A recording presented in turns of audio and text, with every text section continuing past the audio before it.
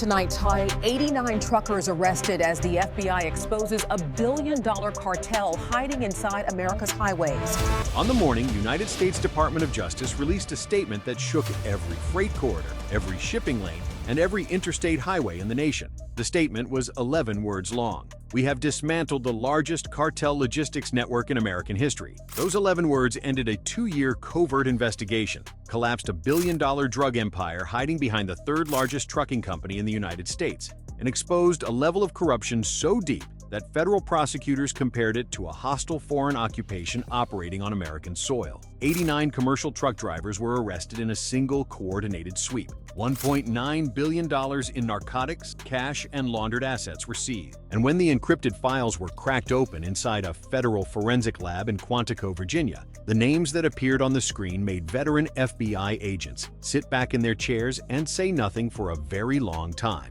This is how it happened, and the deeper you go, worse it gets. 4:17 a.m., Dallas, Texas. The sky is black. A thin layer of fog sits low over the industrial flats south of Interstate 20, where long rows of 18-wheelers rest in silence behind chain-link fencing topped with razor wire. The massive lot belongs to Transvance Freight International, a name you have seen on highway trailers from California to the Carolinas. Transvance operates over 11,000 trucks. It holds federal contracts. It moves agricultural goods, electronics, frozen food, medical supplies, and construction materials across 46 states. On paper, it is one of the most successful logistics companies in America. But tonight, it is a target. 6 FBI tactical teams, 4 DEA strike units, 2 ICE enforcement squads, and a DHS cybercrime rapid response cell converge from 3 directions. They arrive in unmarked black Suburbans, armored Bearcat vehicles, and 2 MH-60 Black Hawk helicopters that come in low and fast over the rooftops with their running lights off. There is no siren,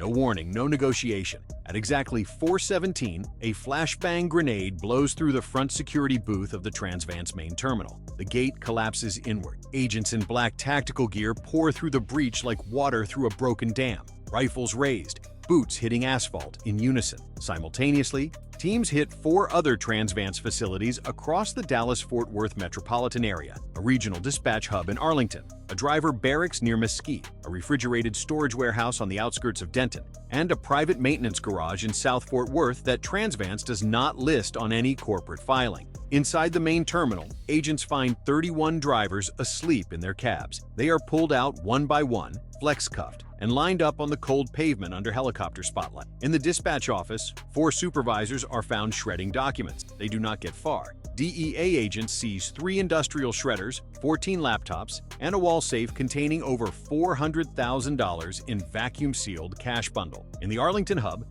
ICE agents discover a hidden compartment behind a false wall in the loading dock. Behind it, stacked floor-to-ceiling in military-grade plastic crates, are over 200 kilograms of cocaine and more than 600,000 fentanyl pills pressed to look like prescription oxycodone. The street value of that single room exceeds $90 million. In the Fort Worth maintenance garage, the one that does not officially exist, agents find something that changes the entire trajectory of the investigation. 3 trailers are parked inside. Their undercarriages have been professionally modified with welded steel compartments, each capable of holding up to 500 pounds of concealed product. But it is what is inside the office at the back of the garage that matters most. A server rack, encrypted, hardwired to a satellite uplink, and connected to a network that spans not just Texas, but 14 states, 3 Mexican border crossings, and a series of offshore financial accounts stretching from the Cayman Islands to Dubai. By 6 a.m., all 5 Transvance locations in the Dallas-Fort Worth area are secured. 43 people are in federal custody. Over 300 kilograms of narcotics have been cataloged, but the FBI knows this is only the surface. The server from the Fort Worth garage is already en route to the FBI Cyber Division's forensic lab at Quantico, and the analysts waiting for it have not slept in 36 hours because they already know what it connects to.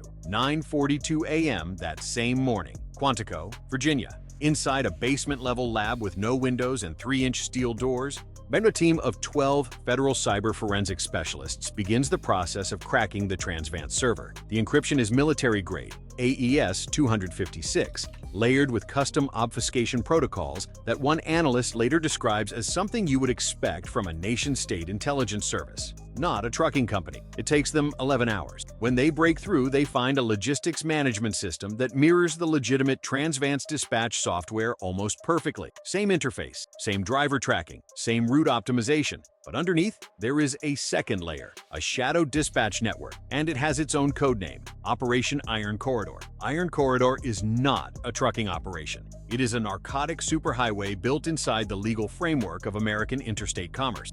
The system tracks two categories of shipments. Category 1 is legitimate freight, the real goods that Transvance moves every day to maintain its cover.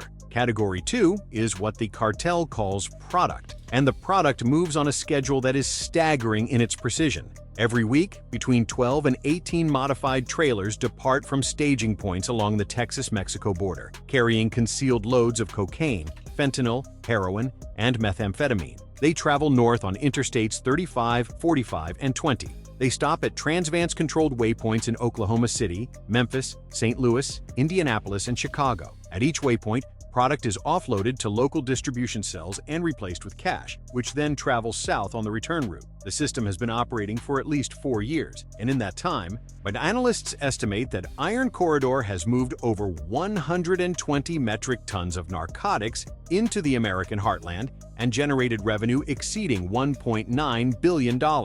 But the worst part is not the drugs or the money. The worst part is the name. Inside the Iron Corridor system, every shipment has an authorization code, and every authorization code traces back to a single digital signature. That signature belongs to a man named Raymond Lusk. Raymond Lusk is not a truck driver. He is not a dispatcher. He is not a cartel soldier. Raymond Lusk is the fictional governor-appointed director of the Texas Transportation and Infrastructure Commission, a man who controls highway funding, commercial vehicle regulations, way station operations, and interstate freight corridor policy for the entire state of Texas. His digital signature authorized route clearances for every single Category 2 shipment in the Iron Corridor system. His office coordinated the scheduled maintenance shutdowns of 17 state way stations along cartel convoy routes. His staff issued fraudulent safety compliance certificates to every modified Transvance trailer carrying concealed narcotics. This is not corruption. This is command-level collusion. This is a senior government official who did not merely look the other way. He engineered the infrastructure of a drug empire and embedded it inside the transportation grid of the second-largest state in America. And when federal prosecutors later describe what they found, they use a phrase that has never appeared in a DOJ briefing before. They call it engineered treason. And the operation has just begun. 5 a.m. The following morning. FBI Regional Command Center, San Antonio, Texas. The room is enormous. Concrete walls, blue-white fluorescent light, a digital map covering the entire front wall stretching from the Rio Grande to the Great Lakes. On that map, 114 red markers pulse in real time. Each marker represents a confirmed Iron Corridor node. Transvance terminals, driver safe houses, cartel distribution cells, cash collection points, modified trailer staging lots, and the private residences of compromised officials. The operation is designated Federal Sweep Directive 17, and it is the largest coordinated federal law enforcement action since the post-September 11th domestic security operations. Over 1,600 federal agents are deployed: FBI, DEA, ICE, DHS, U.S. Marshals, ATF, Land Customs and Border Protection tactical units. They are supported by 41 SWAT teams across 9 states. 14 Black Hawk helicopters, 6 C-130 transport aircraft for prisoner movement, and a U.S. Army National Guard Quick Reaction Force staged at Fort Cavazos for contingency support. Along the southern border, the U.S. Navy has repositioned 2 coastal patrol vessels near the port of Brownsville, and U.S. Air Force F-15 fighter jets are running low-altitude deterrence patrols over the Rio Grande corridor to discourage any cartel air smuggling attempts.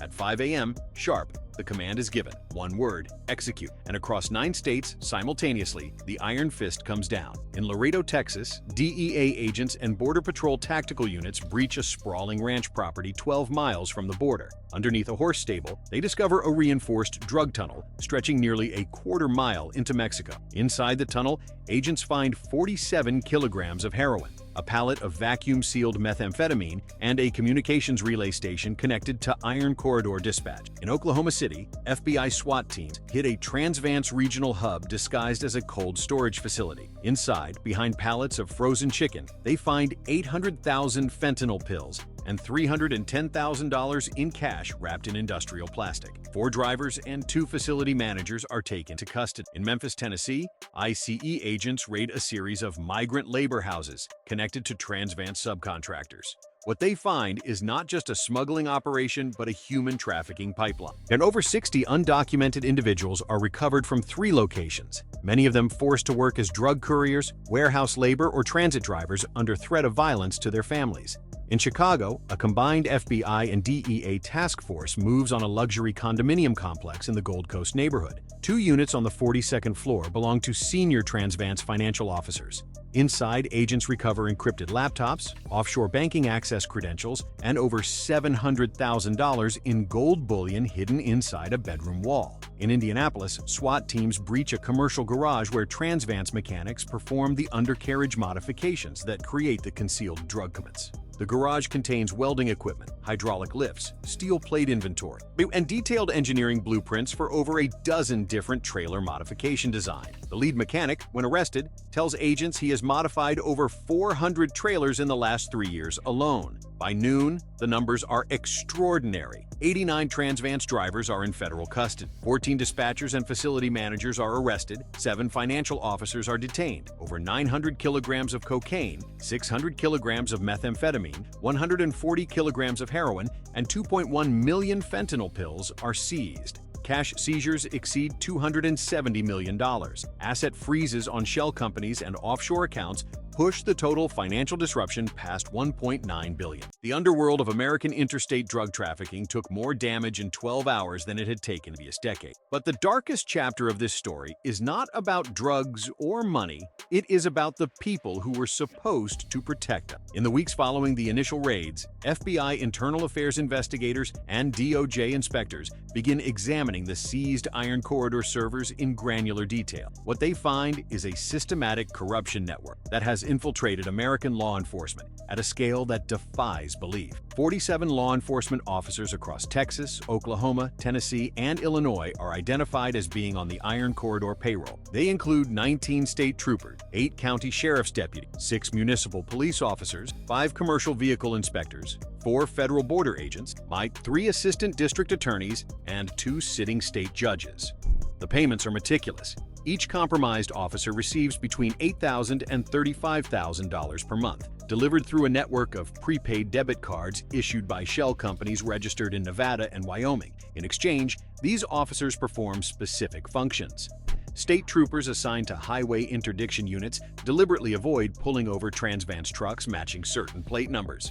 County deputies assigned to rural checkpoint operations shut down their posts for precisely 90-minute windows timed to coincide with Category 2 convoy movements. Commercial vehicle inspectors pass modified trailers without physical examination, logging clean inspection reports that are later uploaded to federal compliance databases. Border agents stationed at the Laredo and El Paso crossings flag certain manifests as pre-cleared, allowing sealed containers to pass without secondary screening. And the 2 compromised judges, both sitting on state district courts, systematically dismiss or reduce charges against Transvance-affiliated defendants, ensuring that low-level couriers caught by honest officers never face serious prosecution. One veteran Texas Ranger, a man with 23 years of service, is recorded in a sealed deposition saying something that captures the depth of betrayal. He says he spent months tracking a fentanyl distribution cell, building a case from the ground up, only to watch his arrest warrants delayed, his surveillance requests denied, and his suspect released on a technicality by a judge he later learned was receiving $20,000 a month from the same network he was trying to dismantle. He says the hardest part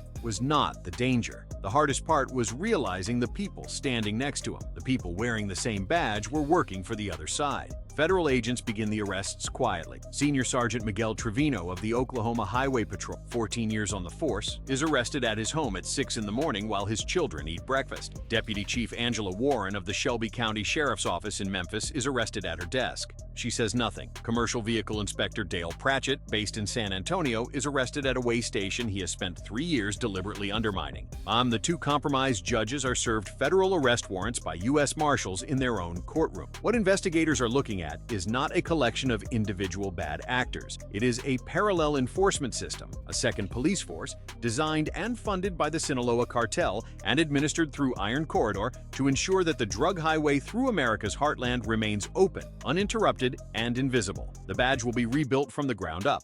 And then the scope expands. Because Iron Corridor is not just a Texas operation, it is a continental logistics network. As analysts map the full extent of the system, they discover that Transvance's legitimate federal contracts gave the cartel access to infrastructure that no criminal organization has ever possessed. Transvance holds Department of Defense subcontracts for moving non-classified military supplies between domestic bases. It holds FEMA contracts for disaster relief freight. It holds Department of Agriculture contracts for commodity transportation. Each of these contracts provides Transvance trucks with expedited clearance through checkpoints, ports, and restricted zones. The cartel exploited every single one. Shipping manifests were altered at the source. Weigh station databases were manipulated through compromised inspectors. GPS tracking on Category 2 trucks was spoofed to show legitimate routes, while actual trucks diverted to cartel waypoints. Port authorities in Houston, New Orleans, and Mobile, Alabama received pre-certified container documentation that allowed sealed cargo to bypass physical inspection. Agricultural shipping routes through Kansas, Nebraska, and Iowa were used to move methamphetamine through regions with minimal federal law enforcement presence. And the final file recovered from Raymond Lusk's personal encrypted partition reveals the endgame. It is a 5-year strategic plan, co-authored by Lusk in coordination with Sinaloa cartel logistics commanders, to expand Iron Corridor into a permanent continental narcotics infrastructure. The plan calls for the acquisition of 2 additional regional trucking companies, the establishment of Transvance distribution hubs in 12 new states, and the gradual placement of compromised officials in transportation regulatory positions across the southeastern and midwestern United States. The document refers to this as Phase 3, full territorial integration. Its stated objective is to make the cartel supply chain indistinguishable from legitimate commerce. One analyst, after reading the complete file, writes a single line in her report that will later be quoted in closed congressional testimony. She writes, "The system was not infiltrated, the system was redesigned. This was not a cartel hiding inside America. This was a cartel becoming America's infrastructure." Raymond Lusk is arrested at his lakefront home in Austin, Texas at 6:14 a.m. on the 3rd day of the operation. He does not resist. He does not speak.